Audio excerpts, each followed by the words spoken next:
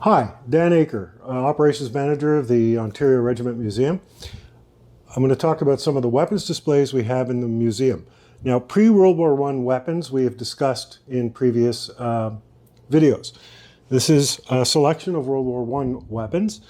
Generally, they're all very similar. They're basically magazine-fed, bolt-action rifles.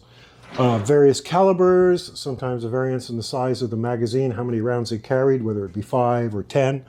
And so they're all very similar, a certain amount of variance in their performance. But one of the weapons that we have that's particularly interesting is the Ross rifle. Now, the Canadians wanted to manufacture Enfield rifles, Lee Enfield rifles. They were not granted permission. So they had to get a domestic rifle. And they decided to go with a domestic sport shooting rifle in .303 caliber called the Ross. It was an excellent rifle on the range. It was used throughout the war by snipers, Canadian snipers, because it was just a fantastic, accurate, long-range weapon. The problem is that it has a straight pull bolt. Straight pull is a straight back pull, and it does not have that torque, does not have that ability to remove a stuck cartridge. So what happened is the Canadians found that in mud and in conditions where you were firing the rifle extremely rapidly and the breech would overheat, you couldn't recock the weapon, you couldn't work the action.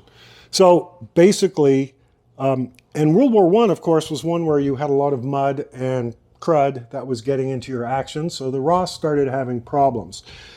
Canadian troops started throwing away their Ross and stealing every Enfield they could find, primarily from the bodies of the other British or Commonwealth troops around them. So eventually it was pulled out of service after numerous inquiries because the Minister of National Defense, who was quite a character during World War I, was in love with the Ross rifle, and he couldn't believe anything was wrong with it. Second problem with the Ross rifle was it was machined to extremely good tolerances, so it really worked well with Canadian ammunition.